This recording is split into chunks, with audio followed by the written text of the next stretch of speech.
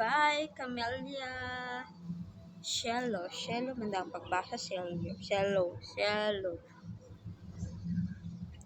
Ay, susunod, si Auntie Big sasama din sa pag-uwi namin dahil uwi din siya doon sa apo niya. At kami din, sabay kami uuwi at i-close mo ng bahay nila at babalik siya sa Martes. Kami, back to bahay na naman kami. Nagdasal lang kami doon sa Padre Pio.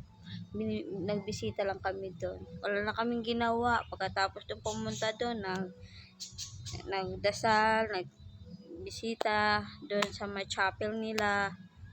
At yun lang. So, blessed naman kami dahil nakatating kami na safe doon. Nakauwi kami na safe. At ngayon mga 4, uwi na kami sa bahay namin.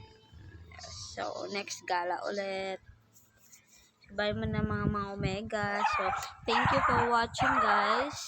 And thank you for support.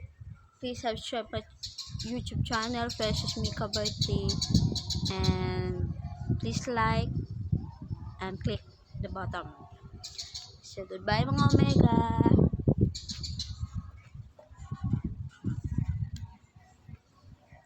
Bye. Lakas ng hangin dito.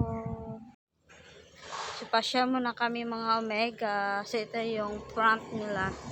Yun ang entrance. Entrance nila yan, guys. So, hindi pa ito tapos. May ayusin pa. Ito yung unang linya ng mga bahay. At yun ang cover court nila. So, may ano sila. Garden. Dito, maganda garden. Dito may flower. Dito sa entrance. Dito po kami sa may garden nila. Yung may plaza. Dito kami ni Kadam. Post na kami. Pag-picture. Diyan, tayo upo dyan. Ay, pangit ang view. Tapos kita yung todo. No? Diyan damo. Tama, magandang idea mo.